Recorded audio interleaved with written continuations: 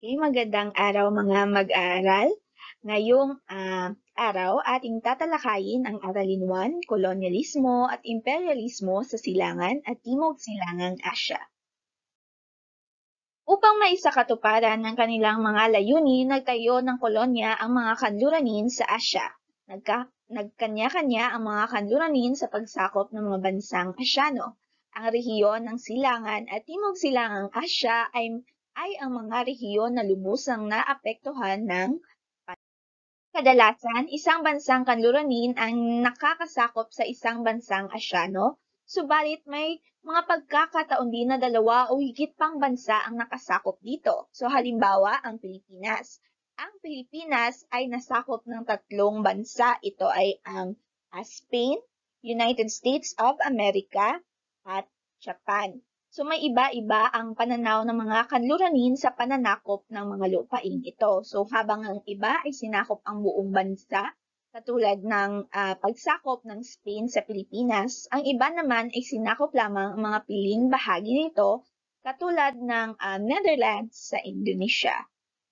Okay? So mayroong dalawang yugto ang imperialismo at kolonyalismo sa Asya. So ngayong araw, tatalakayin natin ang unang yugto ng kolonyalismo at imperialismo sa Asya na nangyari noong 16th at 17th century. Okay? Ating talakayin, talakayin ang Silangang Asya. So ang Silangang Asya ay binubuo ng mga bansa ng Mongolia, China, North and South Korea, Japan, at Taiwan. Okay? So sa loob ng mahabang panahon ay mayroon ng ugnayan ang Silangang Asya sa mga bansang kanluranin dahil sa mga sinaunang rutang pangkalakalan. So isa na rito ay ang Silk Road. So sa Silk Road rin dumaan si Marco Polo, isang European merchant na nakarating sa China. Siya ay naging kaibigan ni Kublai Khan, ang pinuno noon ng mga Mongol. No? So nang bumalik si Marco Polo sa may Europe, ang kanyang paglalakbay ay inilimbag sa libro. So ito ay nabasa ng mga kanluranin at nalaman nila ang karangyaan ng mga bansa sa Silangang Asya. Okay?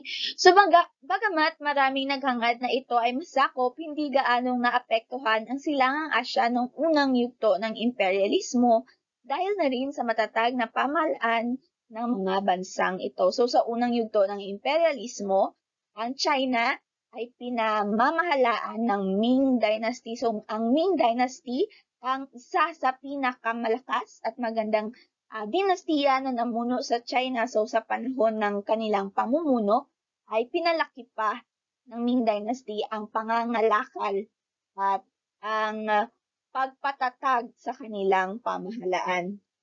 Okay? So isa ang mga bansang Portugal sa mga kanluraning bansa na naghangad na magkaroon ng kolonya sa Silangang Asya, particular na sa China. So nakuha ng Portugal ang mga daungan ng Macau sa China at Formosa na ngayon ay kilala bilang Taiwan at hindi rin naitagal ay nilisan din ng Portugal ang mga nabanggit na himpilan. So makikita sa picture ang ruins of St. Paul. So ito ay ginawa ng mga Portuguese at itinatag ito sa may Macau. So, kapag kayo ay nakapunta sa Macau, makikita nyo ang mga estruktura na tila ba pumunta kayo sa Europa or sa Portugal at ma-confuse or what do you call this? Hindi nyo inaakala na sa China pala kayo or sa parte kayo ng China. Akala ninyo ay sa Europe kayo dahil ang mga estruktura doon ay gawa ng mga Portuguese or may mga estruktura ng Europe. Okay, atin namang talakayin ang unang yugto ng imperialismo at kolonyalismo sa Timog Silangang Asya. Ang Timog Silangang Asya ay binubuo ng mga bansa ng Pilipinas, ang ating bansa, Indonesia, East Timor or Timor-Leste, Malaysia, Singapore, Brunei Darussalam, Myanmar, Thailand, Cambodia, Laos, at Vietnam. So kung ang silangang Asya ay hindi gaanong naapektuhan, iba naman ang naging kapalaran ng mga bansa sa Timog Silangang Asya noong unang yugto ng imperialismong kanluranit. So marami ang mga daungan sa rehiyong ito ay napasakamay ng mga kanluranit. So ang mataas na paghahangad na makontrol ang kalakalan ng mga pampalasa at pagkuha ng ginto ang siyang nagtulak sa kanila na sakupin ang Timog Silangang Asya. Nauna ang mga bansang Portugal at Spain sa pananakop sa mga lupain ito. Okay? So nang lumaya ang Netherlands mula sa pananakop ng Spain, nagtayo rin ito ng mga kolonya sa Timog Silangang Asya. So hindi nagtagal ay sumunod na rin ang bansa ng England at okay? Atin namang talakayin ang mga bansa sa Timog Silangang Asya na sinakop noong unang yugto ng imperialismong kanluran. Okay, ang Pilipinas ang ating unang tatalakayin ng ating bansa. Okay? So, ang sumakop sa Pilipinas sa unang yugto ng imperialismo at kolonyalismo ay ang Espanya. Okay? Ang mga lugar na sinakop nito ay ang halos kabuuan ng Luzon at Visayas at ilang bahagi ng Mindanao. So, makikita sa may mapa ang kulay pula ay ang mga nasakop ng Espanya. Ang kulay yellow naman at color green ang mga lugar na hindi nasakop ng mga Espanyol. Bakit kaya hindi nasakop ang Mindanao? Dahil mayroong malakas na hukbo ng Muslim o mga sultanato na nagproprotekta sa mga lupain ito. Kaya hindi nakuha ng mga Espanyol ang Mindanao. Maliit na bahagi lamang ng Mindanao ang kanilang nasakop. Okay? So dahilan naman bakit gusto ng mga Espanyol na sakupin ang Pilipinas dahil mayaman ang Pilipinas sa ginto at may mahusay na daungan tulad ng Manila, tulad ng sa Maynila. So makikita sa picture ang pre-colonial goals. So sa makatuwid sa libro na isinulat ni Antonio Pigafetta, ang chronicler ni Ferdinand Magellan, nang dumating sila sa Pilipinas, makikita na halos kasing laki ng mga itlog, ang mga ginto na makikita sa mga baybayin sa Pilipinas. So, marami raw ang ginto ng Pilipinas. Napaka-ganda. Kita naman sa picture sa mga larawan kung gaano kayaman ang Pilipinas bago dumating ang mga mananakop dito. So nagsimula ang pananakop ng mga Espanyol nang dumating sa isla ng Homonhon si Ferdinand Magellan. Siya ay isang Portuguese na naglayag para sa hari ng Espanya noong March 16, 1521. So sino nga ba si Ferdinand? Si Ferdinand Magellan, narating niya ang silangan gamit ang rutang kanluran. So napatunayan sa kanyang paglalayag o paglalakbay na bilog ang mundo. Siya ang kinilala bilang unang tao na nakalibot sa mundo. However, hindi niya nalibot totally ang mundo dahil namatay siya sa Pilipinas at napatay siya. So, nabigo siyang masakop ang Pilipinas, again, dahil napatay siya ng mga tauhan ni Lapu-Lapu sa labanan sa Mactan or ang Battle of Mactan. So, sino kaya si Lapu-Lapu? Okay? Si Lapu-Lapu ay ang pinuno ng Mactan na kauna-unahang Pilipino na nagtagumpay na mapaalis ang mga mananakop na Espanyol. So, pinamunuan niya ang labanan sa Mactan kung saan napatay ng kanyang tauhan si Magellan. So, sa paniniwala or sa naituro sa inyo noong una na si Lapu-Lapu daw ang nakapatay kay Magellan, pero hindi ito totoo ayon sa mga historian. So, ang nakapatay daw kay Ferdinand Magellan ay isang pana na may lason. So, hindi maaaring mapatay ni Lapu-Lapu si Magellan dahil sa panahon daw na iyon ay 70 years old na si Magellan at 70 years old na si Lapu-Lapu at si Magellan naman ay mga 30 years old, 30 plus years old pa lang. So, kung magkaroon man sila ng battle or pag-aaway, syempre ang mananalo ay si Magellan na 30 years old. Okay? Ngunit sa pagkatalo ng mga Espanyol doon sa Battle of Mactan, hindi nagtapos ang kagustuhan ng mga Espanyol na sakupin ng Pilipinas. So sa paglalakbay na pinamunuan ni Miguel Lopez de Legazpi ay nagtagumpay sila na masakop ang Pilipinas sa pamamagitan ng pakikipagsandubuan sa mga lokal na pinuno at paggamit ng dahas. So sa larawan makikita si Miguel Lopez de Legazpi. So ano nga ba ang sandubuan? So ang sandubuan ay ang pakikipagkaibigan sa mga lokal na pinuno na formal nilang ginagawa sa pamamagitan ng sandubuan. So iniinom ng mga lokal na pinuno at pinuno mga Espanyol ang alak na hinaluan ng kabilang dugo. So ang sandubuan or ang blood compact ay nangyayari sa dalawang panig. So, sa ating makikita sa picture, ang sandubuan. So, may dalawang baso na mayroong alak at ang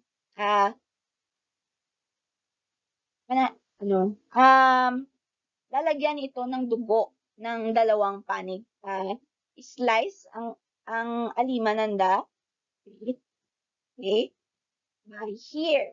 Dito. At pipigain nila sa may baso na may alak at kanila itong iinumin ng sabay upang maipakita na gusto nilang makipagkaibigan. Yan ang sandubuan. Okay, so dahil dito na itayo ang unang pamayanang Espanyol sa Cebu noong April 27, 1565. So mula dito ay sinakop din ng iba pang lupain tulad ng Maynila na itinuturing na isa sa pinakamagandang daungan at sentro ng kalakalan sa Chile. Nakatulong din sa pananakop ng Espanya ang pagpapalaganap ng relihiyong Kristyanismo. Ito ay ang relihiyon na ipinalaganap ng mga Espanyol. So isa ito sa mga paraan na ginamit ng mga Espanyol sa pananakop sa Pilipinas. So hanggang ngayon, ang Kristyanismo ang pinakamalaking relihiyon dito sa Pilipinas. Nagpapakita lamang ito na ang epekto ng unang yugto ng imperialismo at kolonyalismo dito sa ating bansa ay atin pa ring nakakamtan. Idumuko naman tayo sa mga patakaran na ipinatupad ng mga Espanyol sa Pilipinas. Ito ay mga patakaran sa pangkabuhayan, pampolitika at pangkul. So, ating talakayin ang pangkabuhayan na patakaran ng mga Espanyol dito sa Pilipinas. Una na dito ay ang tributo. So, pinagpabayad ng buwis ng mga Espanyol ang mga tutubo. So, basically, ang tributo ay buwis or tax. So, ang ikalawa namang patakaran ay ang polo di serbisyo. So, ito ay ang sapilitan ng pagpapatrabaho sa mga kalalakihan na may edad 16 hanggang 60. So, ang ikatlong namang pangkabuhayang patakaran na ipinatupad ng mga Espanyol ay ang monopolyo. So, ito ay ang pagkokontrol ng mga Espanyol sa kalakalan ng mga produktong kanilang ibinibenta sa Europe tulad ng tabako. Naman talakayin ang mga patakaran sa pampolitika. So, nang masahop ng Espanya ang Pilipinas, nagkaroon ito ng sentralisadong pamamahala. So, itinalaga ng hari ng Spain bilang kanyang kinatawan sa Pilipinas ang Gobernador General na siya pinakamataas na pinunong Espanyol sa Pilipinas. Ang pinakaunang Gobernador General sa Pilipinas ay si Miguel Lopez de Legazpi. So, nawala sa kamay ng mga katutubo ang karapatang pamunuan ang kanilang lupain. Ngunit, binigyan din sila ng karapatan na pamunuan ang mga piling lupain dito sa Pilipinas. Ngunit, sila ay binigyan naman ng pinakamababang posisyon. So makikita sa may hierarkiya ng pamamahala na pinakamataas ay ang gobernador general, ang ikalawa naman ang alkalde mayor o ang korehidor, ang ikatatlo naman ay ang gobernador silyo at ang pinakamababa ay ang cabeza de barangay na siyang posisyon na binibigay lamang ang ibinigay lamang sa mga katutubo. Okay? Ang simbahang Katoliko rin ay napalakas or pinalakas palalo. So dahil sa impluwensya sa taong bayan, naging makapangyarihan din ang mga Espanyol na pari at pura paroko noong panahon ng pananakop ng mga Spanyol. Okay, dumako naman tayo sa mga patakaran sa pangkultura. So, ang pagpapalaganap ng Kristyanismo ay isa sa mga ipinatupad ng mga Espanyol. So, niyakap ng mga katutubo ang Kristyanismo at mas madaling napasunod ng mga Espanyol ang mga katutubo dahil pinatay ng mga Espanyol ang mga religious leader ng mga katutubo katulad ng mga babaylan. So, at pinalaganap rin ng mga Espanyol ang wika at mga pagdiriwang nila. So, natuto mga katutubo ng wikang Espanyol at ipinagdiriwang din nila ang mga pagdiriwang na may kaugnayan sa Kristyanismo tulad ng pagdiriwang ng Pasko, ng Pista Minatay, Holy Week, at ang Santa Cruz. Okay? Natapos na nating talakayin ang Pilipinas. Ngayon, talakayin naman natin ang kapitbahay natin na bansa. Walang iba ay ang Indonesia. Okay. So, ang sumakop sa Indonesia noong unang yugto ng imperialismo at kolonyalismo ay ang Portugal, Netherlands, at England or ang United Kingdom. Sa mga lugar na sinakop ng mga kanluranin ang Ternate ay Ambonia, Tidore sa Moluccas or Spice Island at ang Batavia na ngayon ay kilala bilang Jakarta, ang capital city ng Indonesia. Okay? So, ang Moluccas ay tinatawag din na Maluku or Spice Island. So, ito ang mga lupain na nais na marating ng mga kanluranin upang makontrol nila ang kalakalan ng mga pampalasa. Dahil sa Moluccas, makikita ang mga pampalasa na gustong makuha ng mga kanluranin. So sa kasalukuyan, ito ay bahagi ng bansang Indonesia. Okay? So ang dahilan ng pananakop ng mga kanluranin ay dahil sa mayaman sa pampalasa at mga sentro ng kalakalan at may maayos na daungan ang mga lugar. So, ang pangunahing dahilan dahil gusto ng mga kanluranin na masakop ang Indonesia dahil mayroon itong pampalasa. So, mataas ang paghahangat at pangangailangan ng mga kanluranin sa mga pampalasa na makukuha sa Asia tulad ng cloves, nutmeg, at mace. So, halos kasing halaga ng ginto ang mga pampalasa na ito dahil sa pamilihan sa mga bansang Europeo o mga kanluranin. Kasing halaga ito ng ginto dahil may maliit na amount lamang na naibibenta sa Europe noon. Okay? So, sa paraan ng pananakop, nag-umpisa ito dahil sa paghahangad na makuha ang mga pampalasa sa Asia. Kaya, narating ng Portugal ang Ternate sa Moluccas noong 1511. So, nagtayo sila ng himpilan ng kalakalan dito at nagsimulang palaganapin ang relihiyong Kristyanismo. Okay? So, pinaalis ng mga Dutch ang mga Portuguese noong 1655 at sinakop ang mga isla ng Ambonia at Tidore sa Moluccas gamit ang malakas na persang pangdigma. So, nagkaroon ng Dutch-Portuguese War. So, upang mapanatili ang kanilang kapangyarihan, nakipag-alyansa ang mga Dutch sa mga lokal na pinuno sa Indo. Okay, gumamit din sila ng divide and rule policy upang mapasunod at masakop ang mga nabanggit na isla. So dahil dito, nagkaroon ng monopolyo sa kalakalan ng mga pampalasa ang mga Dutch. So ano kaya ang divide and rule policy? Okay? So ang divide and rule policy ay isang paraan ng pananakop kung saan pinag-away-away ng mga mananakop ang mga lokal na pinuno o mga naninirahan sa isang lugar upang mas mapadali niyang itong masakop. So sa ibang lugar, ginagamit naman ng mga mananakop ang isang tribo upang masakop ang ibang tribo. Okay, so lalo pang napatatag ng Netherlands ang monopolyo nang itinatag nila ang Dutch East India Company. So pansamantalang nakuha ng England ang Moluccas dahil sa epekto ng Napoleonic Wars. Subalit naibalik din ito sa mga Dutch matapos.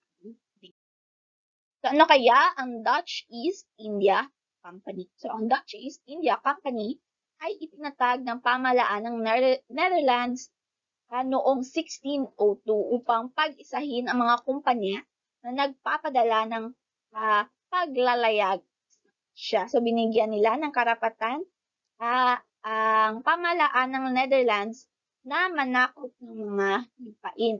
So nakontrol ng Dutch East India Company ang spice trade sa Timog Silangang Asya na nagpayaman sa bansang ito. Okay? So nagkaroon ng patakaran na ipinatupad ang Dutch East India Company sa Indonesia. So ito ay ang pagsakop lamang sa mga sentro ng kalapatan. Diba? Ang Spain gusto nilang sakupin ang buong Pilipinas. Ngunit ang Netherlands or ang Dutch East India Company gusto lang nilang sakupin ang mga sentro ng kalakalan. So ito ang pangunahing patakaran na pinatupad ng Dutch East India Company dahil mas malaki ang kanilang kikitain at maiiwasan pa nila ang pakikipagdigma sa mga katutubong Pinoy.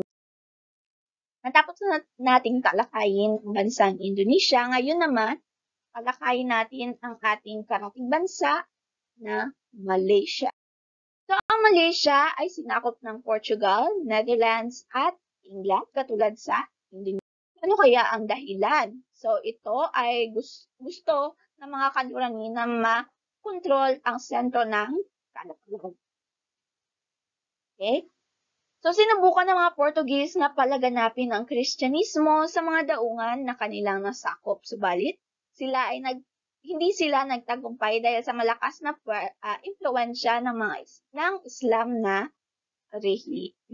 relihiyon. So I stand corrected with this. Relihiyon. Okay, so hindi nagtapos ang pananakop ng mga kanluranin sa Asya noong 17th century. So ang pagbabago sa ekonomiya, teknolohiya at industriya sa Europe at ang pananakop ng United States ay ilan lamang sa mga dahilan sa pagpapatuloy ng imperialismong kanluranin sa Asya noong 18th hanggang 19th century. So, dito nagtatapos ang ating talakayan sa Aralin 1, Kolonyalismo at Imperialismo sa Silangan at Timog Silangang Asya noong unang yugto. Salamat sa pakikinig. Salamat sa pakikinig. Bye!